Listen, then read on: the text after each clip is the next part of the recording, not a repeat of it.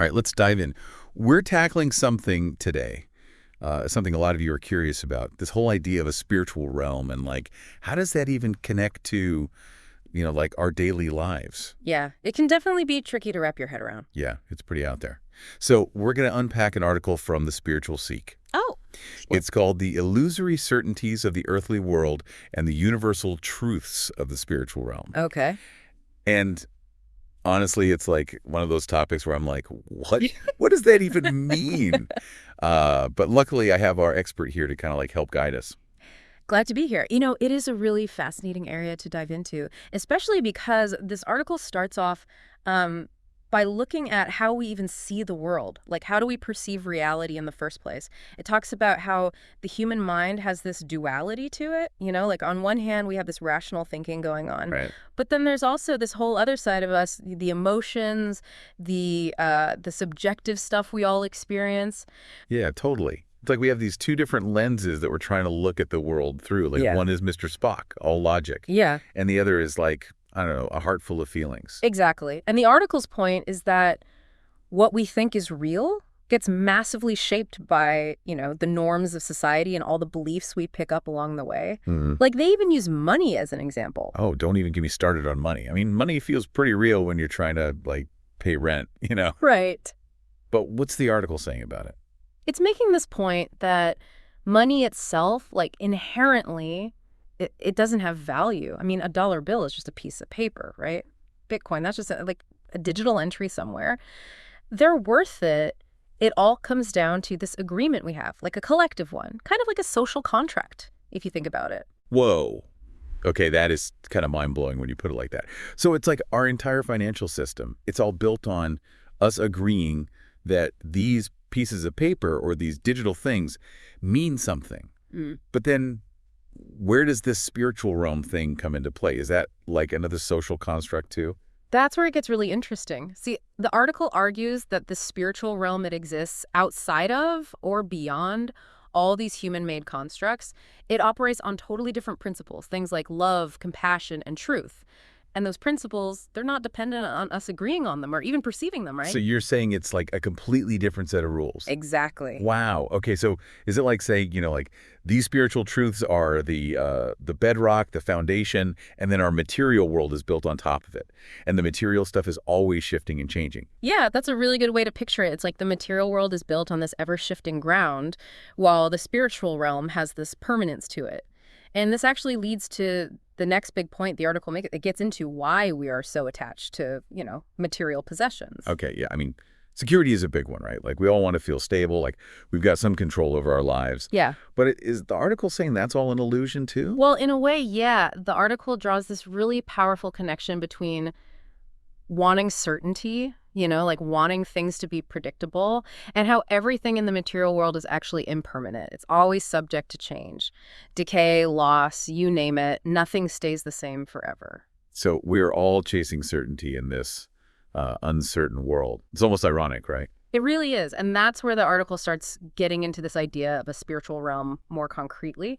They describe it as this dimension beyond what we can see or touch, where those universal principles we talked about before, they're in charge. Like love, compassion, truth, all that. Those are like the rules of the game, so to speak. Okay.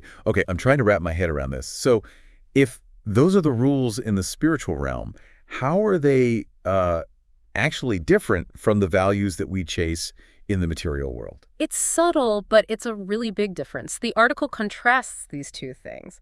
Like chasing material wealth, which it says often leads to this, feeling of, is this all there is? Like kind of disillusionment. Right. Compared to aligning yourself with these spiritual principles, which they're saying bring about a lasting sense of peace. So it's not about having like the fancy car. It's about like being a good person. Yeah. In a nutshell, yeah. And that's why the article calls those earthly things illusory, because they don't lead to what we think they will.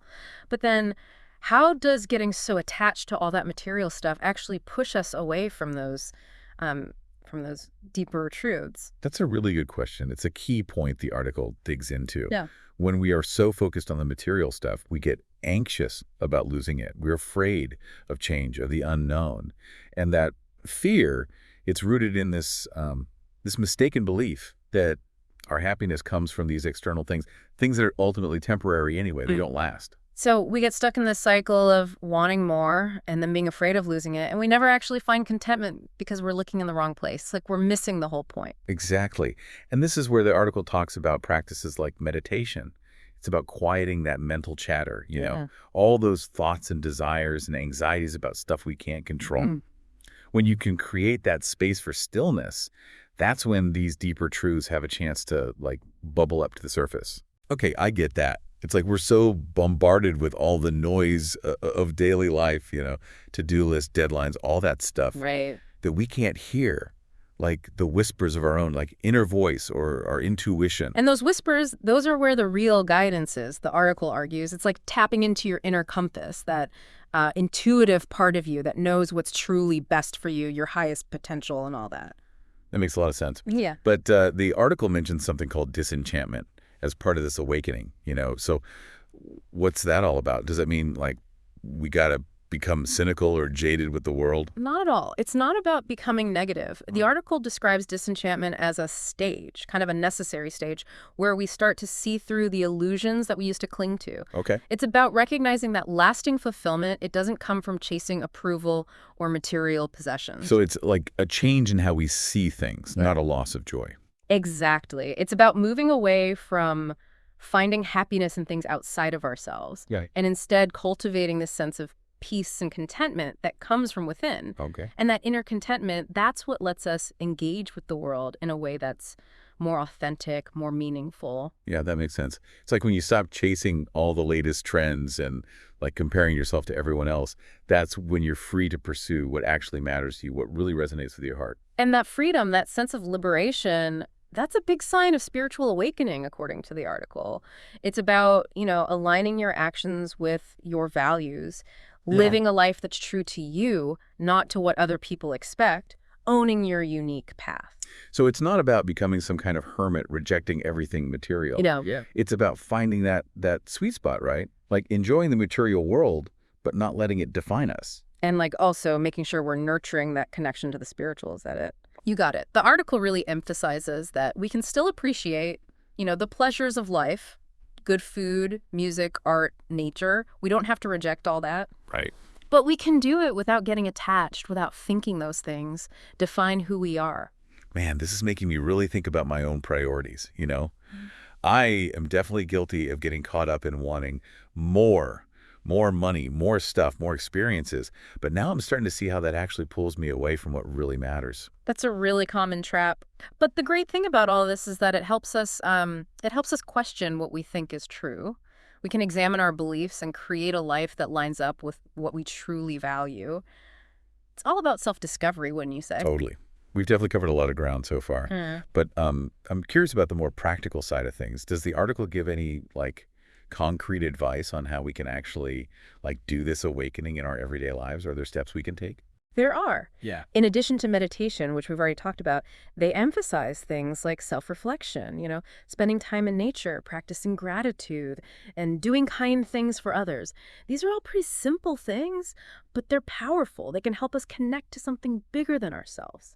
Yeah, I've definitely heard that stuff before, but thinking about it in the context of this spiritual awakening thing, it gives it a whole new meaning. It's not just random self-improvement stuff. These are intentional steps toward a way of being that's more fulfilling. Yeah, that's a really key takeaway here. It's about shifting our focus from what we can get to what we can give. It's about moving from that mindset of, scarcity to a mindset of abundance. I love that.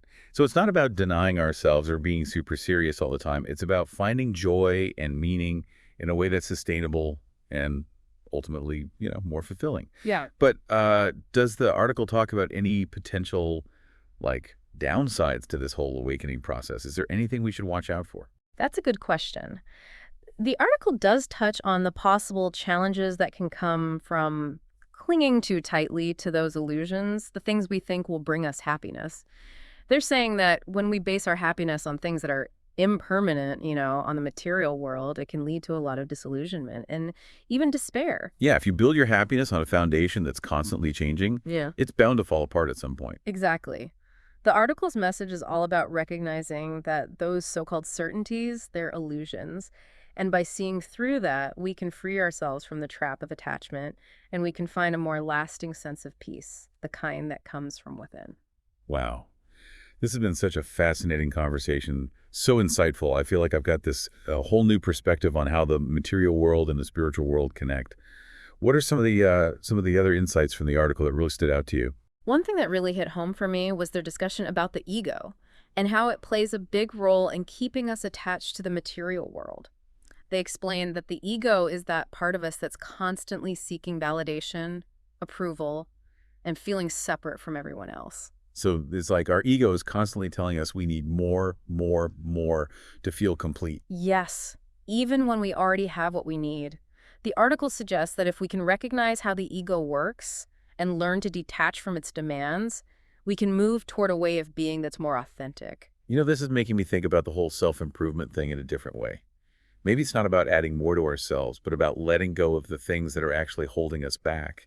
You know, those illusions that are keeping us from experiencing our true selves. I think you're spot on. It's about recognizing that at our core, we are already whole. This is giving me so much to think about. What else does the article say about this process of, like, letting go of the ego and connecting with our true selves? They say it's a gradual process, a journey of self-discovery. It involves questioning what we believe, challenging our assumptions, and being willing to, step outside of our comfort zones. It sounds like a pretty amazing adventure, to be honest. And I have to say, this idea of shedding those layers of conditioning and connecting with my true essence, it's really appealing. It's like I'm being called to go on this quest for my authentic self. That's a beautiful way to put it. And the article reminds us that this journey isn't something we have to do alone. We can find support and guidance from teachers, mentors, other people who are on the same path. That's really good to know. It's helpful to remember we're not alone on this journey. So if we had to sum up the article's main message about this spiritual awakening, what would you say it is? I think it comes down to this, recognizing that our true nature isn't found in accumulating stuff. It's about cultivating those inner qualities, like love, compassion, truth. And that by shifting our attention from what's outside of us to what's inside, we can tap into this deep well of peace and fulfillment that's always there, no matter what's happening in our lives. Beautifully put. It's about waking up to the fact that we're not separate from something bigger than ourselves. We are connected to it. This is such a powerful message and so liberating. I feel inspired to keep exploring these ideas and see how I can actually live them out in my life. I'm so glad to hear that. It really is a lifelong journey of growth and discovery. But I think it's time to move on to part 2 of our deep dive. You're right. We've got a lot more to unpack. I'm excited to hear what other insights the article has to offer. That question we were talking about before, about choosing something, a material object, to represent a deeper connection, it really makes you think, it kind of gets at how tricky it is to bridge that gap between, the everyday stuff and the whole spiritual side of things. Totally. It's like, it's making me rethink my whole relationship with all this stuff I own. It's like, okay, so if the spiritual realm is beyond material things, how do we even get a glimpse of it within all this stuff? Yeah, it's a great question. And I think the article, it tries to give us some answers.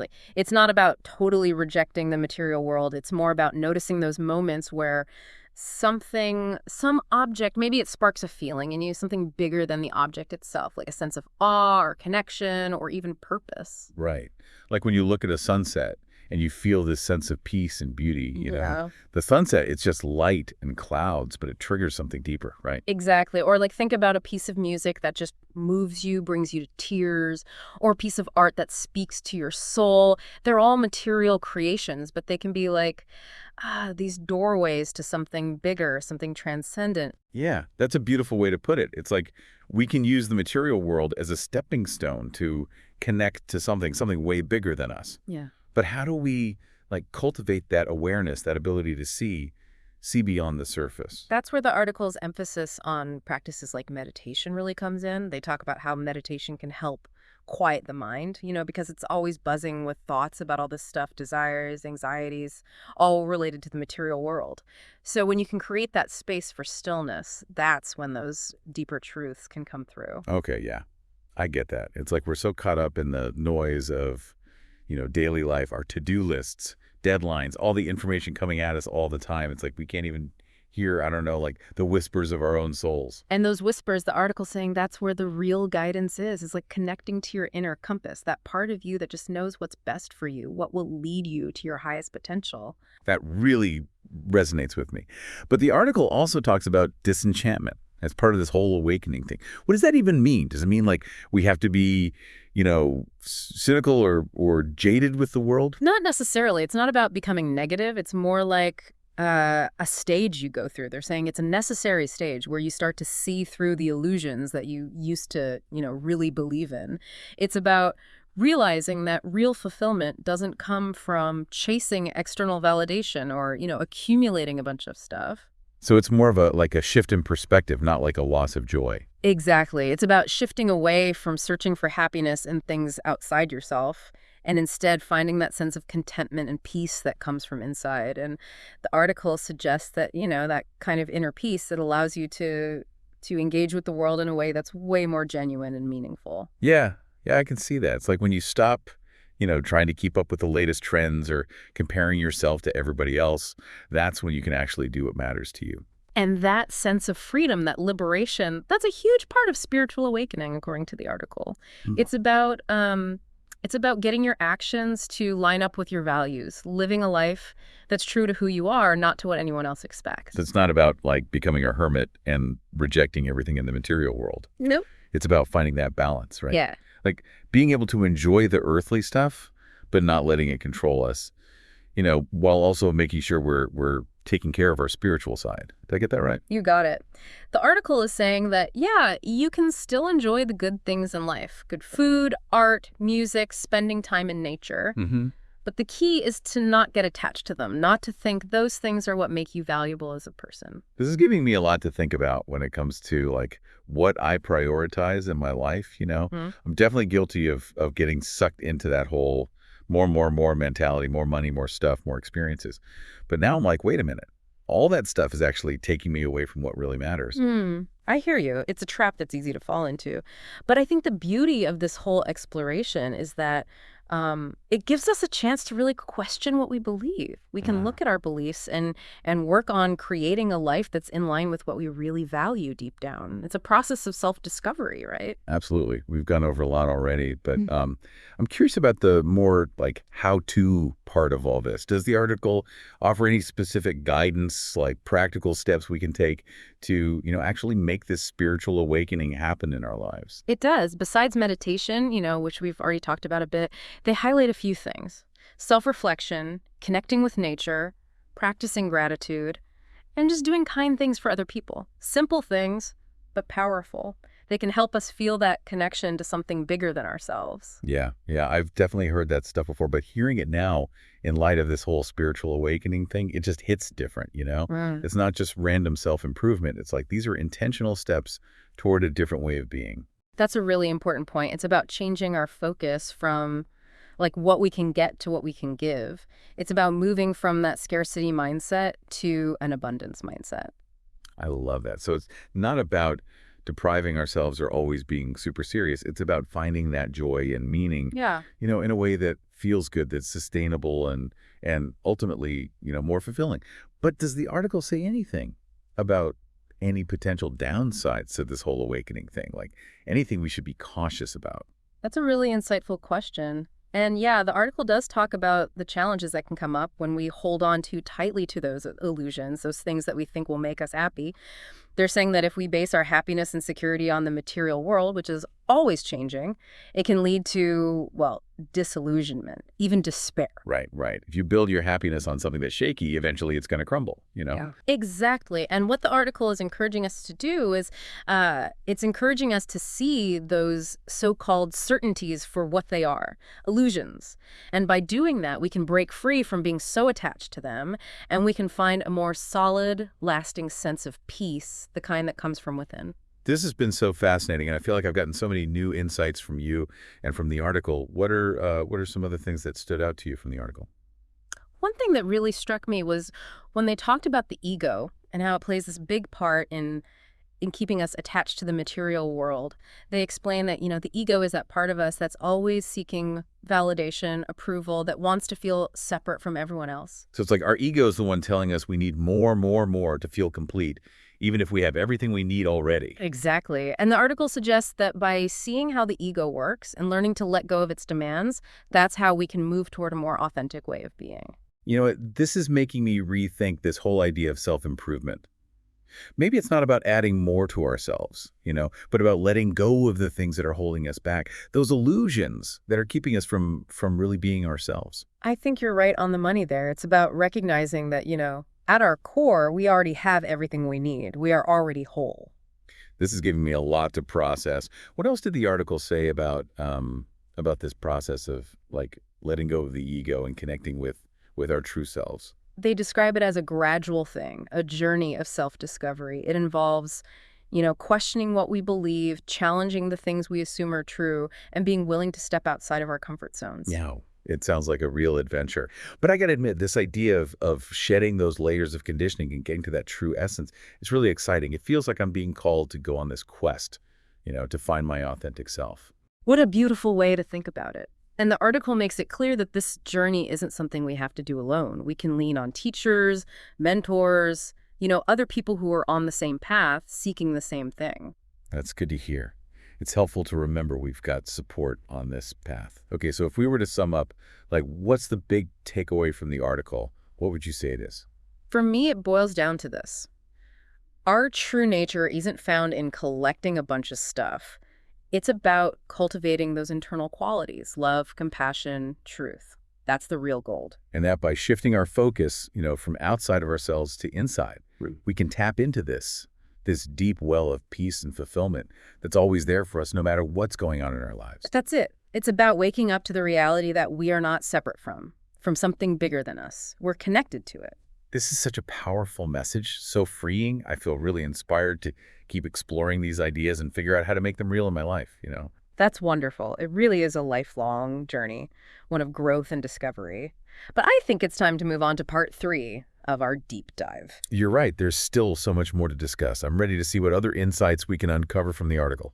Wow, as we wrap up this whole deep dive, on illusory certainties and spiritual truths, I'm struck by how much our conversation has kind of mirrored the journey the article takes us on. We started off dissecting how our minds even create our sense of reality. Yeah, it's been quite the exploration, hasn't it? And now we're questioning those very foundations. It's a pretty big leap going from, wait, money isn't actually valuable all by itself to, whoa, there's a whole dimension beyond the stuff we can see and touch. But the article, it somehow makes it feel logical. Right. It's it really highlights how holding on to those earthly certainties, the things we think we need to be happy and secure, it can actually make us more anxious and disconnected from those deeper truths that could bring us more fulfillment.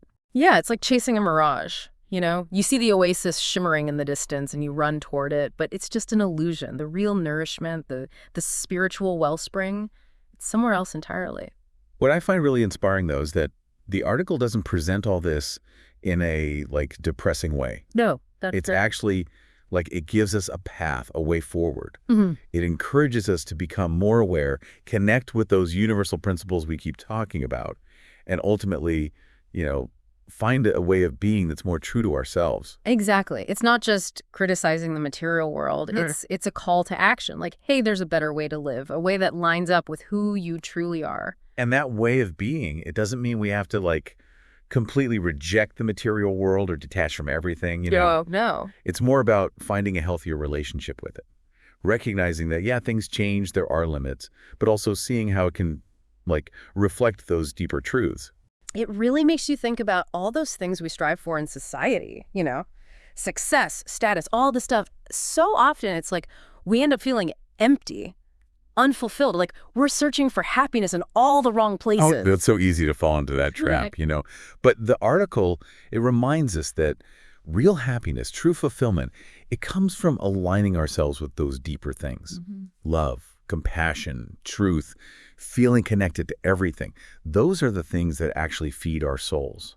It's so true. It's this powerful reminder that we already have what we need inside. It's not about getting more. It's about cultivating what's already there, like Yeah. those seeds of love, compassion, wisdom. Okay, I want to try to sum up what we've learned today Yeah. in a way that, like, makes sense, for Yeah. me and maybe for everyone listening. It's like, imagine we've all been playing this game. This is a game of life with these rules that we never even questioned. So we chase money, status, stuff, believing that's how you win. Right. But what this article is doing is, like, it's saying, hey, those are just the rules of this game. There's a whole other game happening with a different set of rules where love, compassion, truth, those are the guiding principles. And guess what? That game is way more fulfilling. I love that analogy. And the best part is we get to choose which game we want to play. We can keep chasing those, fleeting pleasures, or we can step into this reality where what's inside us is what matters most. And that choice, that decision to wake up to this other way of being, that's what gives us the power to create a life that's aligned with our purpose, a life that brings us true, lasting fulfillment. I couldn't have said it better myself. It's about moving away from fear and lack, toward love and abundance, from that small sense of self to a boundless sense of connection.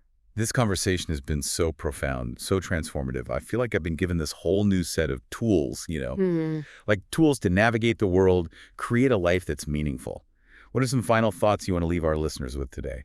I hope this deep dive has, sparked something in you, a sense of curiosity, maybe inspired you to keep exploring these ideas.